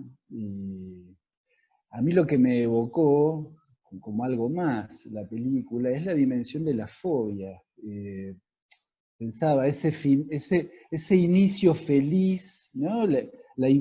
El momento de felicidad que parece casi absoluta, la inquietud cuando se presentan los camiones y a partir de ahí, es casi, a mí se me armó así, digamos, ¿no? Cómo lee la cana de Juanito en el seminario 4. La construcción del parapeto que consigue proporcionar cierta seguridad a costa de la locura y las limitaciones. Me resultaba muy elocuente lo que decía Oscar Ventura en relación al no puedo respirar, ¿no? En el punto en donde me parecía que esa autopista, más que la carretera principal, era una vía de hierro, ¿no? Y ahí hay como cierta evocación a la contemporaneidad en su crudeza más que produce más desamparo, ¿no? Lo que esa vía de hierro le resta a la humanidad, a la respiración humana, digamos. Y el final, me parece que yo más que libertad lo que sentí ahí es el desamparo. El desamparo, salen de ahí en bolas sin documentos, o sea, cuando se llevan el auto, el tipo pone el último ladrillo y con el último aliento salen a la nada, ¿no? No vi tanto libertad como el desamparo de desarmar el parapeto sin elaboración, como decía Benjamín, la libertad está del otro lado, ¿no? Pero bueno, ya les digo, me gusta la conversación. La película se puede tomar una figura u otra y sí. Aportaste a la conversación la fobia, que es un tema muy actual y de antes de la época previa a la pandemia también, que quizás está acentuada, o algunas fobias se piensa ahora están felices con el parapeto armado, contribuido también por la situación. Gabriela Luz, tenemos muchos participantes del Santiago del Estero donde tienen un ciclo de cine. Gabriela, ¿te podés desmutear? Hola, ¿ahí se me escucha? Hola, Gaby. Sí. Hola, ¿cómo está Pablo? ¿Qué Vos tal? también por fin podés estar en este ciclo. Por fin. La verdad que un gusto participar. Me ha gustado mucho, bueno, la película y retomando, ¿no? Todas estas cuestiones, me hace acordar también a un ciclo que nosotros hemos trabajado con la familia, porque, bueno, trata de una familia, la película fundamentalmente, y el tema digamos, el tema analítico por ahí que me convoca por ahí a hacer un comentario es esto del secreto familiar, ¿no? Cómo en cada familia hay un secreto de goce, podemos decir, de cada familia, esto de lo sintomático, que lo interpretaba como esto también con el título del ciclo, la otra cosa, ¿no? La dimensión de la otra cosa, de lo que no se dice, que al principio me parece que lo que no se dice es la locura de la madre, ¿no? Esta locura que envuelve a todos, los arrastra a todos y que los lleva a un destino fatal, me parece, que era esto de lo que se velaba, que tenía que ver con eso, ¿no? Con esa marca de un destino fatal, de que nunca se van a ir de ese lugar.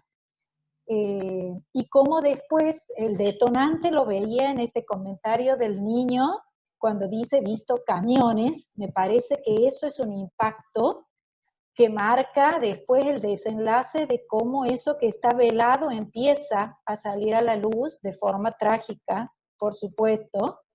Esto de la casa tomada que ha dicho Oscar me parece tal cual porque es muy alegórico toda la película, también los simbolismos, el camino como, la autopista como un camino que ellos no lo toman, ¿no? Porque ellos están todos como muy desbrújulados y desorientados en buscar un camino y una salida. Y cada personaje, bueno, responde subjetivamente sin invención, como dicen varios de los comentarios, ¿no? Cada uno responde subjetivamente, pero sin poder hacer una invención, todos entrampados, salvo, bueno, la que se logra ir, me parece. La otra chica, Marion, también con un delirio con esto de los, ¿no? No, la contaminación y todo eso, también como una respuesta muy delirante, identificada un poco con la madre. Se anticipa el uso del barbijo. Y bueno, eso. Gracias, claro, Gabriela. ¿no? Se me ocurría. Muchas gracias. A ver, se nos ha ido el tiempo, se ha hecho tardísimo. Gabriela Levi Daniel, una colega del equipo del ciclo, comentaba que en algún lugar Úrsula Meyer dijo que se basaba un poco en su historia. Quería pedirles a Benjamín y a Oscar Ventura si querían cerrar diciendo algo, aportando algo más o comentando algo de lo que se dijo, y cerramos. Lío. Benjamín. Antes quiero decir algo sobre el apunte que hiciste sobre Benjamín. No creo que Benjamín no esté de acuerdo con nosotros. No, bueno, que no tenemos por qué ni hablar la misma lengua, ni coincidir.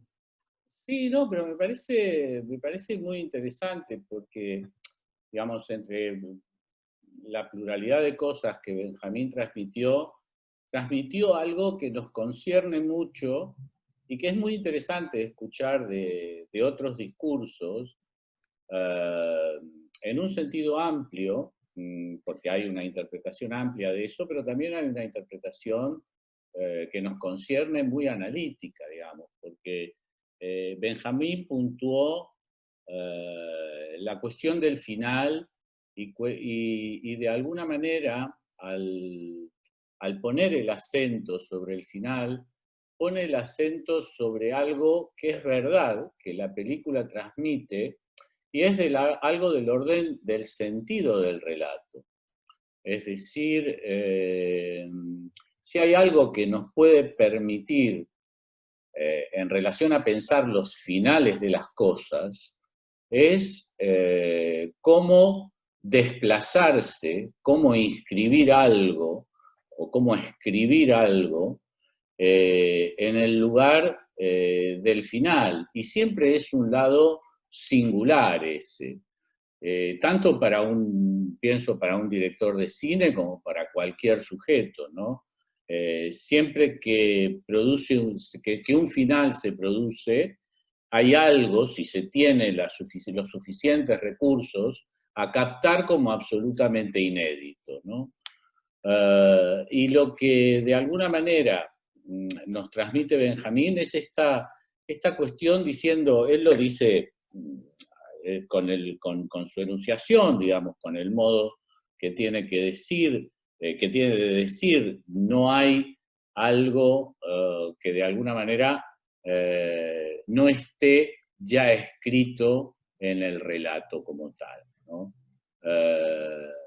Es decir, nos dice de alguna manera, ustedes están viendo una película de la época en el que se creían los relatos, en el que se creía en los grandes relatos, ¿no? Y estamos atravesando otra época. Tal vez sería interesante diferenciar esto de la sutileza del tiempo que utiliza la película para mostrar a los personajes. Creo que no vale hacerla, no es interesante tanto hacer un psicoanálisis aplicado a la psicopatología, sino pensar los puntos de anudamientos que nos puede permitir la película, ¿no? Y en ese sentido yo no puedo estar más de acuerdo con Benjamín, digamos, porque efectivamente, si bien la película tiene todo su rasgo interesante que a nosotros nos puede hacer reflexionar y conjeturar sobre distintas cosas, hay algo de la retroacción como tal, de la significación como tal, en el conjunto del relato, que nos viene a decir algo de lo mismo, ¿no? Y en ese sentido, digamos, me parece muy interesante lo que introduce él para nosotros, en el sentido de cómo pensar los finales de las cosas, incluidos los finales del análisis, si se quiere, ¿no? Y en ese sentido, digamos, para mí es verdaderamente, aprendo de lo que se transmite. Dos cosas muy sencillas, muy rápidas que quería decir. Tomé varias notas, pero bueno, con respecto a Cynthia, el peligro viene de afuera, decía ella en la película. El peligro, digamos, bueno, si nos llevamos a la tradición freudiana, podemos hacer la genealogía del concepto de extimidad a partir de pensar el adentro y el afuera, ¿no? Pero el peligro no es el otro de la autopista, el otro del ruido, el otro, sino es cómo se subjetiva eso. Es decir, cuáles son los recursos que uno tiene, de alguna manera, para lidiar con esa invasión que es real, en cierto punto, pero que hace lazo directamente con la invasión interna en la cosa intrafamiliar, por decir así. Es decir, en la atmósfera misma en que esta familia está inserta, ¿no? Y ella decía, hay un real que toca. El real que toca la película es que no hay más familia. Es decir, el verdadero real que toca es que la familia como institución está deconstruida, pero esto no es algo nuevo, es algo que de alguna manera Lacan anticipó hace muchísimo tiempo, que el psicoanálisis en su tradición ha escrito de diferentes maneras, esta disolución progresiva de esa institución, por decirlo entre comillas, que llamamos familia, ¿no? Es decir, hay algo de esa desintegración que se pone en juego. Es que, ¿qué es una familia hoy? Es una pregunta que se va renovando todo el tiempo. Es decir, y no podemos sostenernos bajo las viejas coordenadas del relato de la familia, tal cual la hemos subjetivado en las diferentes generaciones de los que podemos estar aquí. Es decir, la familia siempre es otra para sí misma en la contemporaneidad, de alguna manera. Y se van construyendo lazos de familia que no son universales, que no responden más a una estructura sólida del lazo social tal como lo concebía la tradición, ¿no? Creo que eso es interesante. Cynthia decía que, o no sé si era ella o era otra, que no nos libera de la angustia al final. Es verdad, el final no nos libera de la angustia, menos mal, digamos, porque si nos liberaran de la angustia realmente se hubiese producido una, no sé, metamorfosis genética de la especie ya. Es decir, la angustia es lo más interesante que tenemos y y es el motor, digamos, que nos conduce a hacer todo tipo de cosas cuando la angustia está bien orientada, cuando la angustia está sintomatizada, por decir así, ¿no? Eso, menos mal. Genial. Y lo último, en relación a Eliana, cuando decía en relación de esta familia a nivel del desarraigo, yo creo que la cuestión es otra, y es que todos somos desarraigados, todos estamos exiliados de unos mismos. El desarraigo es algo que pertenece a la especie a partir, si ustedes quieren, de la Hyphlosidcae, digamos, y cómo eso se subjetiva, ¿no? Es decir, lo interesante no es estar desarraigado. Primero es interesante asumir que uno es un desarraigado de todo, es un desarraigado del otro, de alguna manera, ¿no? Y lo interesante es qué se hace con ese desarraigo, qué formas encontramos para que ese desarraigo no sea puro dramatismo, para que ese desarraigo no nos lleve a lo peor, para que ese desarraigo sea cómo hacer con ese desarraigo para poder vivir con él la parte interesante del desarraigo, la parte, como decía la misma directora, la Meyer, decía que había algo en la película de algo del orden del exilio voluntario de esta familia, ¿no? Y eso me parece interesante porque tiene una articulación con el desarraigo. Lo interesante del desarraigo no es pensarlo dramáticamente, es más bien preguntarnos qué hacemos con eso, ¿no? Hay varias posibilidades de hacer con eso, entre ellas el amor.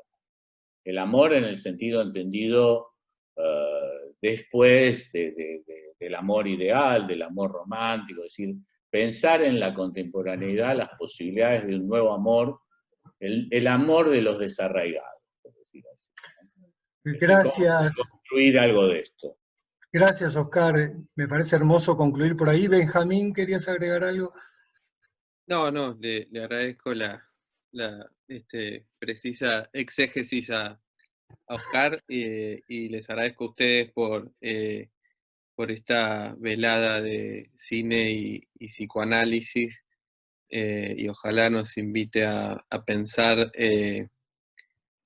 también digo por mi parte, no por el cine, cuánto este tipo de aproximaciones formales a cosas tan elementales como el amor que dice Oscar o el malestar tienen un sentido si no están cerca de una fibra más esencialmente popular, que es lo que creo que la película se niega a sí misma de principio a fin. Así que bueno, gracias.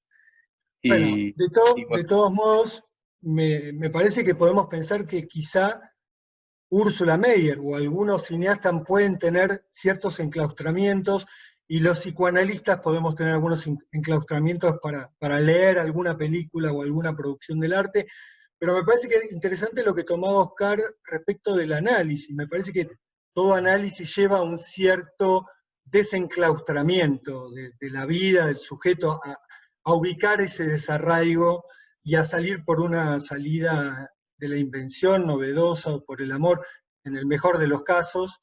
Pero entre los comentarios de ustedes y los aportes de los que han participado, creo que hemos abierto algunas ideas para seguir pensando el enclaustramiento. No podemos seguir por hoy. Vamos a pensar la plegaria el 11 de septiembre con la película Ida, que les vamos a mandar el link.